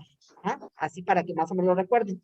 ¿Okay? Bueno, entonces este sistema nervioso autónomo se divide en simpático y parasimpático. Los dos tienen modelo de dos neuronas, neurona preganglionar y postganglionar. ¿Okay? La neurona preganglionar siempre va a estar naciendo en el sistema nervioso central, que es o cerebro o médula. ¿Ok? Bueno, de ahí ella va a hacer un contacto en un ganglio. ¿Qué quiere decir? El ganglio le dijimos que siempre es periférico, entonces en un nervio, ¿ok? Va a hacer contacto en ese nervio y ahí va a ser una sinapsis. Sinapsis es que se une con otro, ¿ok? Entonces aquí hace la sinapsis, perdón, no puedo mover. Aquí, y esta neurona que está en el ganglio, que va para el órgano receptor, que sería se llama neurona postganglionar. Ajá, entonces tenemos una preganglionar y una postganglionar. En los dos sistemas existen las dos, pero si ustedes se fijan aquí, la neurona preganglionar es más cortita que en el parasimpático. O sea, si vemos el tamaño, dicen esta es más corta y esta es más larga, ¿ok? La neurona postganglionar está más cerca del órgano efector en el parasimpático que en el simpático. Es la diferencia principal. Entonces, ¿qué cosas importantes? A diferencia de los nervios que son del sistema voluntario, Aquí las fibras también van a ser amielínicas, o sea que no tienen mielina, ¿ok? Entonces, son fibras amielínicas. Y en vez de ir al músculo estriado, o el músculo que tienen ustedes aquí en sus brazos y piernas, va a ir a vasos sanguíneos, va a ir a las glándulas y y a las vísceras, pero al músculo liso. Entonces, esa es la diferencia. Entonces, entre un sistema y el otro, uno va al músculo estriado y el autónomo va al músculo liso, ¿ok? Para que no se me confunda, ¿ok? ¿Queda claro este esquema? ¿Sí? Vamos hasta ahí entendido. Entonces, el sistema autónomo va a estar formado por tres cosas importantes que está puesto en los cuadritos. Lo primero, necesitamos el órgano efector, ¿ah? Que son las vísceras, las glándulas, los vasos sanguíneos. Es un órgano efector, es este, ¿ok? Ese órgano efector, ¿cómo empieza? Es un ciclo. El órgano efector dice, me está faltando algo. Entonces, le manda un mensaje o una señal por una fibra aferente por medio de uno u otro sistema. Un sistema simpático o un parasimpático. Entonces, si tenemos dos sistemas, es como si tuviéramos el acelerador y el freno, ¿sí? Tengo un acelerador y un freno. Entonces, él dice, me está pasando esto, voy a usar o acelerador o freno, ¿ok? Entonces, la simpática, aquí, son fibras que nacen en la región torácica y lumbar, va de T1 a L3, eso se lo tienen que aprender. De la torácica 1, la fibra espinal torácica 1 a L3. ¿A través de qué? De los nervios espinales, ajá, o sea, por fuera de la médula, ¿ok? Y va a ir en tractos ascendentes, ¿ok? Las simpáticas casi siempre van a sensar dos cosas, o temperatura o dolor. Entonces, esos son sus mecanorreceptores, temperatura y dolor. Y van a mandar esa señal a quién, a un centro integrador. Aquí no es el cerebro como tal, o sea, la parte cortical, sino hay dos centros. El hipotálamo, ¿sí? Que acuérdense, es el centro regulador de la homeostasis, así, o sea, el centro importante de la homeostasis, el que controla, el que dice qué hacemos, ajá, es el hipotálamo. Entonces, el hipotálamo va a tener diferentes núcleos, aquí se los puse. Hablando de la parte simpática, los núcleos van a estar controlando la parte simpática. Vamos al otro lado. Las fibras parasimpáticas, que cada uno va a tener una función. Les digo que piensen como acelerador y freno. Acelerador y freno, ¿ok? Las fibras parasimpáticas tienen dos orígenes. Es cráneo sacro. Entonces, quiere decir que se salta la porción donde está el simpático. Entonces, va a ser en la parte craneal, o sea, nervios craneales, y en la parte de abajo, las partes sacras. De la parte craneal, si ahorita ya se acuerdan ustedes y estuvimos viendo por partes qué nervios tenían función simpática o parasimpática, ¿se acuerdan? Parasimpática más bien. Dijimos que era el tercero, el séptimo, el noveno, ¿sí? Y el décimo. Esos son los 4 nervios que tienen una sensibilidad para el sistema autónomo, ¿ok? Para que lo recuerden así. Y de los segmentos sacros, ajá, es de S2 a S4 o de S3 a S4. ¿Ok? Entonces, si les preguntamos, a ver, ¿el sistema simpático dónde está? Tóraco lumbar. ¿El sistema parasimpático dónde está? Cráneo sacro. Cráneo, 4 nervios, y tienen que aprenderse cuáles, el tercero, ajá, el séptimo, el noveno y el décimo, y la parte sacra de S2 a S4. La diferencia aquí es que este normalmente tiene otros receptores, son mecánicos y quimioreceptores, ¿ok? Entonces, son diferentes los receptores. Esas mismas fibras van a llegar al mismo centro integrador, ¿sí? Que sería como el carro, ¿sí? Entonces, esto lateral, ¿sí? El otro núcleo que también es un centro integrador es el núcleo del tracto solitario, porque dijimos que tenía que ver con la parte de los varoreceptores, ¿se acuerdan? Entonces, estos dos son centros integradores, el primordial o el principal, hipotálamo, ¿sí? Si les preguntan, ¿quién mantiene la homeostasis? Hipotálamo, ¿sí? ¿Quién es el centro integrador del sistema autónomo? El hipotálamo, ese es el que manda, ¿ok? Bueno, entonces ya que aquí, dependiendo de qué fibra es la que ellos pisaron, si fue freno o fue acelerador, el centro integrador va a mandar por medio de una fibra eferente otra vez la respuesta a la víscera para decir esto o no hagas, ¿sí? Si habláramos de la pupila, o te contraes o te dilatas, Ajá. Entonces, eso es lo que va a hacer, ¿sí? Dependiendo de lo que se necesite. Entonces, así es como va a funcionar. Ok, vamos. Entonces, en conclusión, ¿cómo está formado el sistema autónomo? Tenemos una fibra aferente que lleva el mensaje que dice necesito tal cosa, al centro integrador que dijimos que era el hipotálamo o el núcleo del tracto solitario, y ahí sale una respuesta eferente, y la respuesta o va a ser simpática para acelerar o parasimpática para frenar. Digo, no es así como funciona, pero vamos a compararlo más o menos, ¿ok?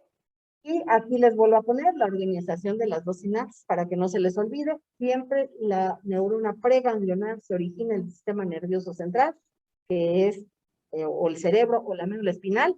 Y aquí se los pongo, nace aquí en el sistema nervioso central, es la preganglionar, va a ser una sinapsis en el ganglio donde está la neurona ganglionar. Y después va a ser una segunda sinapsis ya con el órgano efector. Vamos a suponer que aquí fuera la pupila, o fuera la vejiga, o fuera una glándula salival, que estaría aquí. Y esta sinapsis que se hace a nivel de, ya con el órgano efector, pues es posganglionar, o sea, está después del ganglio. ¿Ok? ¿Hasta ahí vamos bien? ¿Ok? Bueno.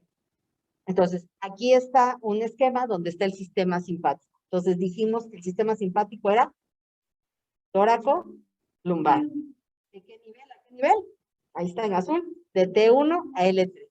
Ustedes lo pueden ver aquí. Ahora, ustedes con este esquema, bueno, si es de T1 a L3, entonces nada más le da inervación al tórax y a la primera lumbar. No, ahí lo pueden ver.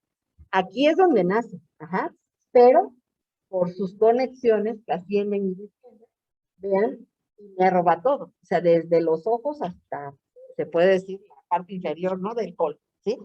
Entonces, se distribuye por todo, aunque solamente sus ramificaciones.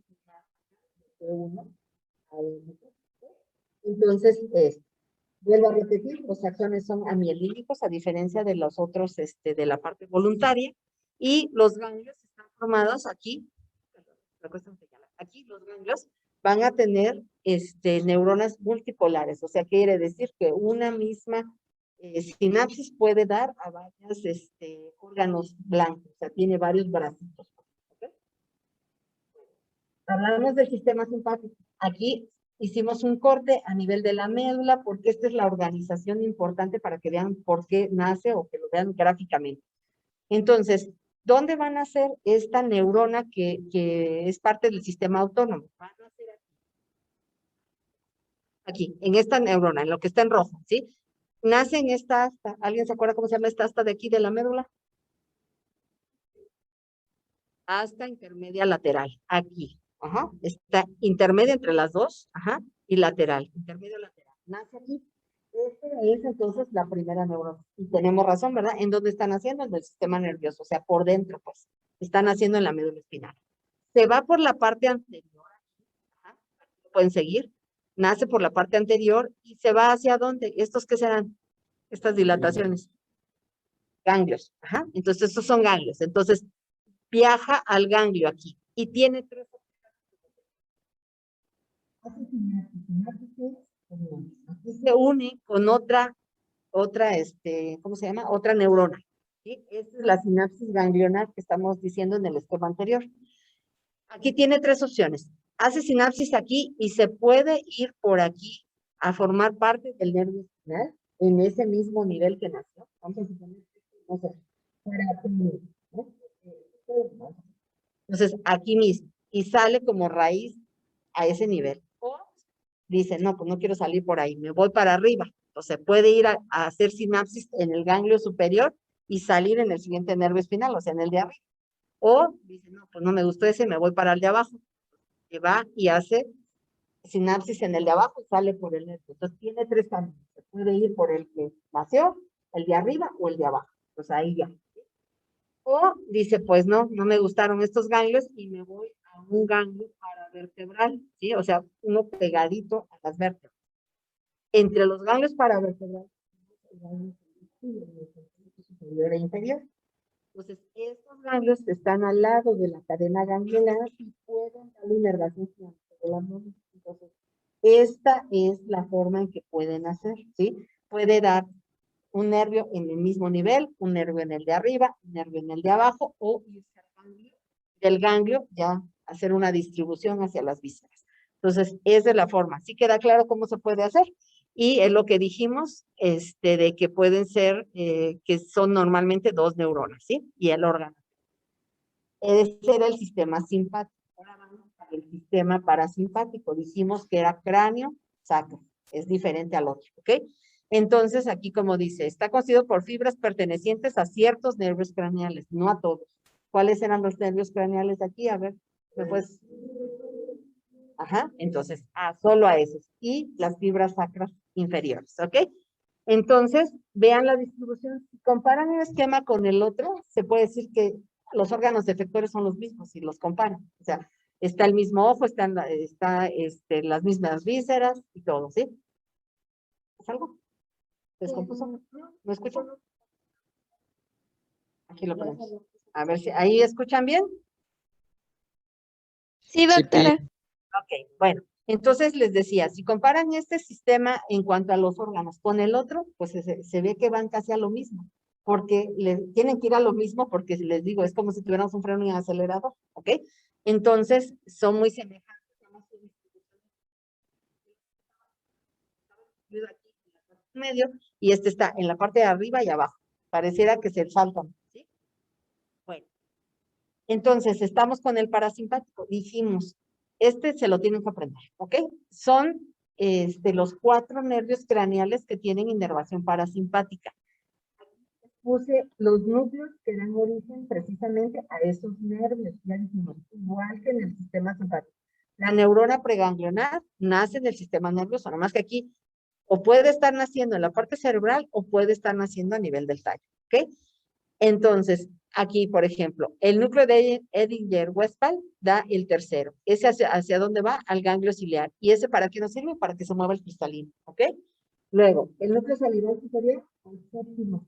Ese va hacia dos ganglios. El ganglio palatino, que va a la glándula lacrimal, o al submandibular, que va a las glándulas salivales submandibular y lingual, ¿ok? El núcleo salival inferior es el 9, ¿sí? O del glosofaringeo, lo acabamos de ver. Gangliótico, y va a la otra glándula salival, que es la parótida. El núcleo dorsal del vago, el 10º, tiene 2 núcleos, el núcleo ambiguo y el núcleo dorsal del vago, y ese va a todos los ganglios viscerales. Dijimos que el vago iba a todas las abdominales. Entonces, esta es su distribución. Voy a moverles, se las voy a dejar para que no copien todo, ¿ok? Y dijimos, tiene 2 partes. Ya vimos los nervios craneales, ahora nos falta la parte sacra. Va de S2 a S4, o sea, las últimas partes de los nervios sacros, ¿ok? ¿Qué inerva la parte sacra? Aquí se los puse el colon distal, porque el colon proximal, las 2/3 partes, ¿quién lo inervará? Bueno, me lo investigan. Vejiga y riñón y órganos sexuales, ¿ok? Entonces, esa es la distribución, ¿ok? Aquí puse para que comparen lo que les decía, que si se fijan, pues en cuanto a órganos van a lo mismo, pero sus distribuciones son diferentes, ¿ok? Tórax lumbar, cráneo sacro, ¿ok? Eso es nada más para comparar. Bueno, ahora, ¿para qué nos sirven? En cuanto a la descripción de lo que hacen, parecería que son antagónicos. Les decía que es como el freno y el acelerador, ¿ok? Entonces, uno va a inhibir la función del otro, pero realmente no es que sean antagónicos o que sean enemigos, son complementarios, o sea, se ayudan, así como en el coche. O sea, si nosotros nomás tuviéramos acelerador, pues el coche no va a funcionar porque no teníamos forma de detenerlo, ¿ok? O viceversa, ¿no? Si tuviera solo freno, pues entonces no avanza y no sirve. Entonces, son complementarios y eso es lo que realmente va a ser un balance del medio interno y eso es lo que se le conoce como homeostasis. Entonces, aquí les puse para que recuerden los muñequitos, ¿para qué nos sirven, no? Uno es como para guardar energía, descansar, así todo tranquilón, el bonachón gordito, y el otro es el acelerado que siempre anda corriendo, ¿sí? Entonces, para que así los recuerden, ¿ok? Bueno, entonces, el sistema nervioso simpático, dice, actúa en casos de emergencia o de urgencia y de estrés provocando diversas de cosas. Por ejemplo, cuando ustedes vinieron al examen y el día con el doctor Mata, ya no quiero que no crean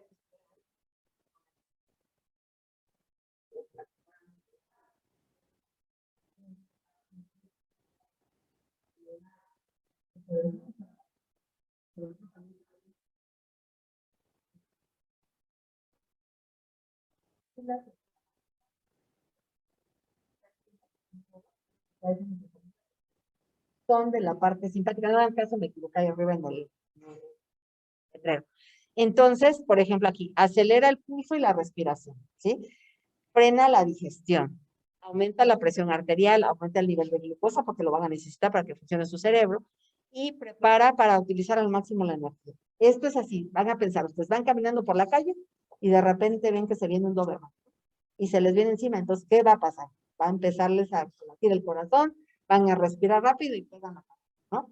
Ya que llegaron 3 cuadras después y ven que ya el carro no viene, entonces empiezan a respirar despacito, ya dejan de sudar, entonces viene el freno. Entonces ahí es cuando entra el otro sistema, ¿ok? Entonces este es el sistema parasimpático. Ya que vimos que corrimos, el perro ya no viene, o ya se acabó el examen, nos fue bien o mal, de todas maneras ya nos tranquilizamos, ¿no? Entonces, este es el de mantén la calma, tranquilízate, y el como que nos soba y nos dice ya, descansa, ¿no? El parasimpático almacena y conserva la energía, ¿sí? ¿Para qué conserva la energía? Pues el simpático, ¿sí? Entonces mantiene el ritmo normal de los órganos y las glándulas y se encarga de que todo vuelva a la normalidad. Entonces, uno es el acelerador y el otro es el freno, pero son complementarios, ¿ok? ¿Hasta ahorita va entendido? Ok, bueno. Aquí les pongo este cuadro, es así como vital. Si no se lo aprenden, ya no sirve. Aquí es la comparación de un sistema con el otro. Entonces, ¿qué cosa dijimos? Aquí, el simpático es tórax lumbar, ¿sí? Y el otro es cráneo. ¿Sí? Es para entrega cerebral, y esto dijimos, acuérdense que esto dijimos que estaba en la sinapsis, estaba cerquita ahí, pegadito a la médula, ¿sí? En cambio el otro, los ganglios están cerca ya de las vísceras, o sea, viajan. ¿Se acuerdan que dijimos que uno era corto y el otro era largo en el esquema que les puse? Aquí. Entonces, estos son ganglionares y se van a aquí, por ejemplo, a la médula espinal. Una sola son multipolares, una sola puede conectar varios, en cambio la otra es uno final. Para el organismo, para la emergencia, este es el acelerador, y este almacena la energía para cuando la necesitemos, este es el freno, ¿ok? Bueno, en cuanto a lo que hacen, si pareciera, le digo que son, ¿cómo se dice? Antagónicos. Entonces, aquí puse unos ejemplos. Por ejemplo, en el iris. Si nosotros queremos correr, queremos huir, queremos estar listos para algo malo que pueda pasar, ¿qué nos va a pasar? Necesitamos que la pupila esté dilatada o esté chiquita, que veamos bien o que veamos mal. Dilatada. Entonces, dilata la pupila, así lo van a pensar. Y el otro lo contrario. Los vasos sanguíneos, ¿qué necesitamos? ¿Que le llegue rápido sangre al corazón o que se tarde? Entonces, que le llegue rápido. Necesitamos que aprieten los vasos sanguíneos para que la sangre llegue al corazón. Entonces, el constrictor, el otro dilatado. El corazón, ¿sí? Vamos a correr porque viene el perro, pues si nos está latiendo el corazón así, pues no nos va a llegar la sangre que necesitamos para los músculos. Entonces, ¿qué necesitamos? Que la bomba funcione más rápido, acelera, ¿ok? Entonces, necesitamos respirar mucho, respirar poquito, mucho. Entonces, se tienen que dilatar la vía respiratoria para que entre el aire. Sistema digestivo. Imagínense que tengo que correr y me anda del baño, pues no va a servir. Entonces, ¿qué necesitamos? Que se detengan los movimientos, ¿sí? ¿Para qué? Para que pueda aprovechar la energía que están en esas vísceras, se vayan a otra zona. Entonces, relajando, lo pueden ir ustedes relacionando. Bueno, si voy a correr, ¿qué necesito? Si voy a sentarme y descansar, ¿qué necesito? Entonces, pueden ir adivinando o pensando que puede pasar en uno y otro, ¿ok? Ahora, ¿qué cosas están relacionadas, qué reflejos están relacionados con esta vía que es autónoma? Entonces, si dijimos que tiene inervación que tiene que ver con algunos nervios craneales, pues entonces quiere decir que esos reflejos que provocan esos nervios craneales están relacionados con el sistema autónomo. Entonces, dentro de los que encontramos es el fotomotor, el consensual, el de acomodación y los cardiovasculares. Los 3 primeros tienen que ver con el ojo, ¿sí? Y el otro, pues, con la función del corazón. El primero, fotomotor. Entonces, su nombre lo dice. ¿Qué querrá decir? reflejo fotomotor. Motor, pues es de movimiento, ¿no? Se mueve. ¿Y que se mueve cuándo? Ajá, entonces a eso se refiere lo de foto, ¿verdad? Fotomotor. Entonces, ¿qué quiere decir? Como está ahí en la imagen, si nosotros alumbramos en el ojo, ¿sí? Que estamos explorando, vamos a provocar, o sea, ponemos luz en el ojo, vamos a provocar un reflejo. ¿Qué reflejo sería si yo le alumbro un ojo? Que se haga chiquita. ¿Por qué? Porque está dando demasiada luz. Entonces, de me está lastimando pues, mi retina, pues me estoy cerrando un poco para que yo pueda ver bien.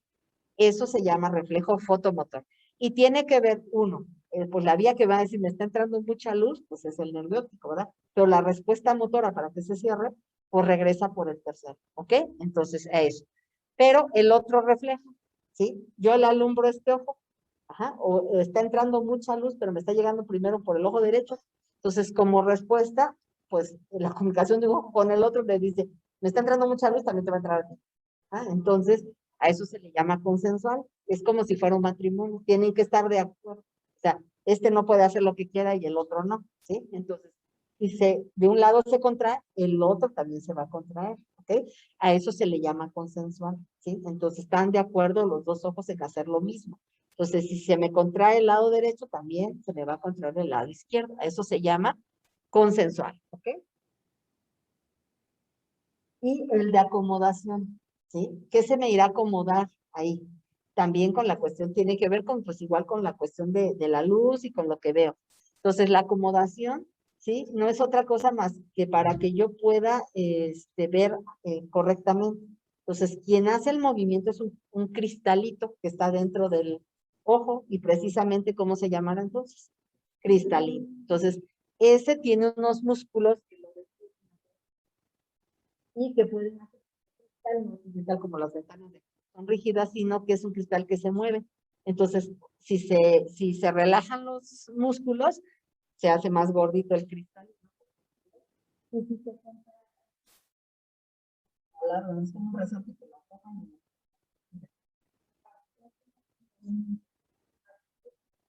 perdón, para que los reflejos de los haces de luz, pues, que están entrando, coincidan con la parte posterior de la retina, bueno, más bien del ojo y donde está la retina, y podamos ver claramente, pues se llama de acomodación.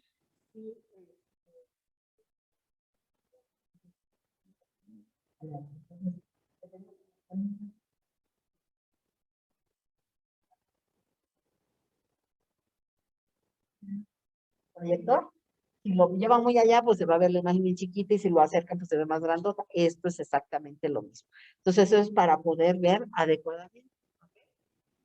Y no hay así como algo específico que altere al sistema como tal autónomo que diga esto va a pasar. Ya vieron las funciones que son, les dije, complementarias. Pero cuando se alteran alguno de estos nervios, pues hay síndromes específicos y quise ponerles dos para no hacerlo muy largo. Este es uno. Este es un bebé de 45 días de vida, bueno, de recién nacido, pues de 45 días, obtenido por cesárea, ¿sí? Pesó 3,650 y presenta tosis palpebral. ¿Sí saben qué es tosis? Que está caído el párpado, ¿ok? Del lado derecho y fue congénito, o sea, nació con eso, ¿sí? Entonces ya traía un ojo más chiquito que el otro, ¿ok? Al examen físico hay miosis. ¿Qué es miosis? Está contraída la pupila, o sea, chiquita, ¿ok? Entonces, tiene miosis, tiene la tosis, que ya dijeron ustedes que es ¿cómo se llama? El párpado caído, y en oftalmos derecho. ¿Eso qué significa?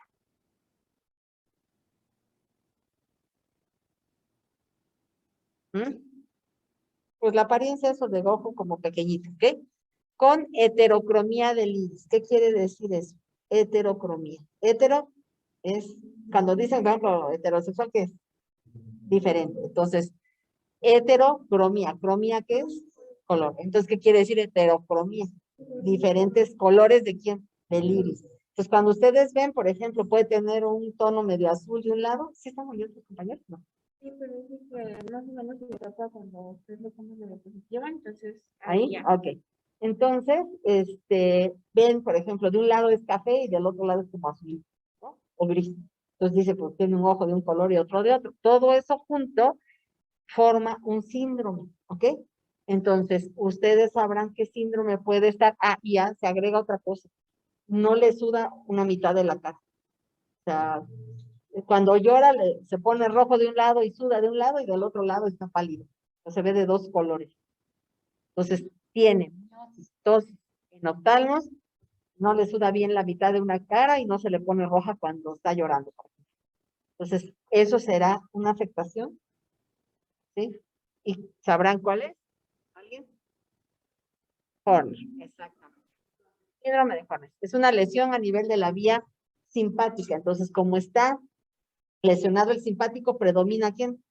El otro, el parasimpático, ¿sí? Entonces, signos clínicos son homolaterales a la lesión, o sea, del mismo lado. La triada es así, miosis, tosis y anhidrosis. Anhidrosis es que no suda, ¿sí?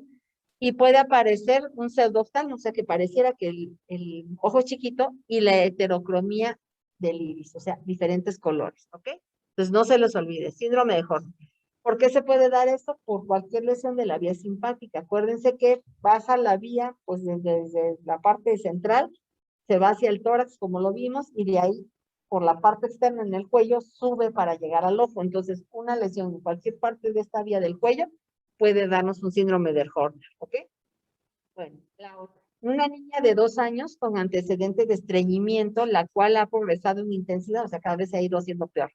Y tiene distensión abdominal, ahí le ven toda panzoncita, ¿verdad? Sin respuesta a los laxantes, le dan laxantes y no se le quita. Requiere que le hagan enemas semanales para disminuir la distensión abdominal, o sea, para quitar el estreñimiento, le ponen enemas, hace del baño y otra vez suele lo mismo. Y cuando se realiza un colon por enema, se observa el colon dilatado. Aquí, ¿qué puede estar pasando? Dijimos que la vía parasimpática daba la inervación de quién? Al del colon, ¿se acuerdan? Bueno, entonces, si esto está alterado, pues, ¿qué pasa? Lo mismo que la pupila, no se relajan los esfínteres, no puede vaciar. Esa se llama así, enfermedad de Hirschsprung. Ajá. Es un trastorno congénito por falta del desarrollo del plexo mientérico, o sea, los ganglios que están pegaditos al colon están alterados, entonces no tiene la inervación, entonces no se puede, primero no se puede, ¿cómo se dice? Contraer, no se puede mover para mover, perdón, así que diga la popó, ni se dilata para que salga, ¿ok? Entonces queda dilatado y parece como, la imagen clásica es de una punta de lápiz, ¿por qué? Tiene la puntita donde no se dilata para que salga la punta del esfínter y todo lo demás está dilatado, parece como un marcador enema del colon, ¿sí? Digo, con mucha imaginación, aquí estaría la punta y la parte afectada no tiene las células ganglionares parasimpáticas y por lo tanto no tiene peristalsis, o sea, esa parte no se puede mover, no se puede contraer el colon, ¿sí? Impide la eliminación de la materia fecal y la parte proximal del colon, entonces se va inflando así como un globo que no tiene salida, ¿ok? Entonces, esta enfermedad es de la vía parasimpática. Entonces, vimos uno de la vía simpática y uno de la vía parasimpática, ¿ok? Bueno, con esto se termina el sistema nervioso autónomo. Yo sé que ya están cansados, pero no sé, ¿tienen alguna duda o quedó entendible? Sobre todo los de casa, que no sé si sí oyeron o no oyeron. ¿Escucharon la clase o ya se me durmieron? Sí escuchamos, Sí doctora. escuchamos la clase, doctora. Ok, porque me decían que no escuchaban bien, ¿verdad? Pero sí, sí quedó entendible. Sí, doctora. Sí, doctora.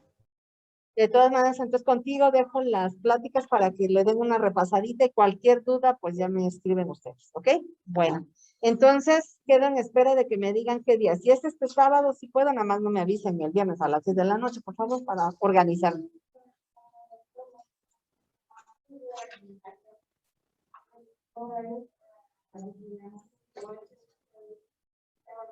¿Ah?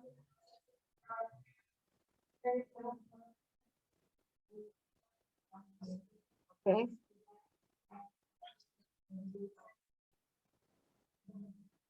Pero es el 4 no voy a estar. Me tendrían que decir, ya sea entre semana, ya sea en la mañana, en la tarde, o sea, ponernos de acuerdo. Yo creo que con 1 hora es más que suficiente, porque el examen no debe durar más de 15 minutos. 15 minutos y luego salen, bueno, los que estén aquí y ¿cómo se llama? Y entran los que siguen, pero también que no tengamos clase, ¿no? Porque si no, pues no alcanzan a llegar a sus casas para escucharlo. A menos de que los que vivan aquí en Celaya, porque supongo que algunos no son de Celaya, que los que fueran de fuera se quedaran y los que son de aquí regresaran a su casa. Pero eso ya ustedes se ponen de acuerdo, ¿no? ¿Me ibas a preguntar algo? Ajá.